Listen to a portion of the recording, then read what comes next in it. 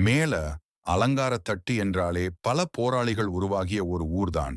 அதில் குறிப்பாக மாவீரர் பசுபதி பாண்டியரின் உறவினரும் பசுபதி பாண்டியருடன் இணைந்து போராடிய தேவேந்திரகுல போராளி மாவீரர் பாம்கர்ணன் அவர்களின் மரணத்திற்கு தூத்துக்குடி மாவட்டத்தில் மிகப்பெரிய கொந்தளிப்பு ஏற்படுத்தியது.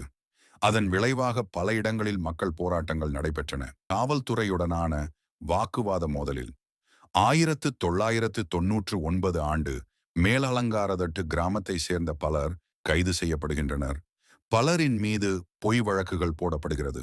தாளமுத்து நகர் காவல் நிலையத்தில் தேவேந்திரகுல வேளாளர் சமுதாயத்தை சார்ந்த வின்சென்ட் என்பவர் கைது செய்யப்பட்டு காவல் நிலையத்தில் இருக்கிறார்.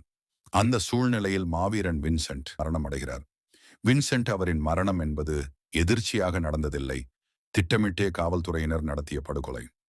வின்சென்ட் அவரின் மரணத்திற்கு காரணமாக இருந்த டிஎஸ்பி ராமகிருஷ்ணன் உட்பட 8 காவலர்களுக்கு ஆயுள் தண்டனை வழங்கப்பட்டுள்ளது.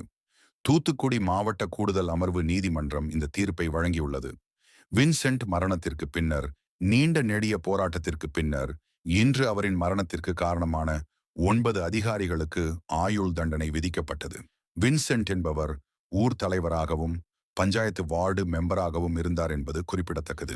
26 ஆண்டுகள் போராடி நீதியை நிலைநாட்டியவர் வின்சென்ட் அவர்களின் மனைவிதான்.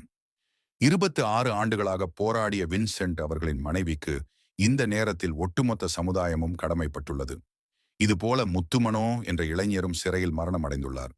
அது குறித்து கிட்டத்தட்ட 100 நாட்களுக்கு மேலாக போராடியும் எந்த ஒரு நீதியும் கிடைக்கவில்லை. நீதிமன்றத்தையும் நாடியும் எந்த ஊரு நீதியும் கிடைக்கவில்லை. விரைவில் அதற்கான தீர்ப்பு வர வேண்டும் என்று எதிர்பார்க்கிறோம். திட்டமிட்டு படுகொலை செய்த டிஎஸ்பி ராமகிருஷ்ணன் உட்பட 8 காவலர்களுக்கு ஆயுள் தண்டனை வழங்கப்பட்டுள்ளதை பார்க்கும்போது நீதித்துறையின் மீது இன்னும் கொஞ்சம் நம்பிக்கை மக்களுக்கு உள்ளது.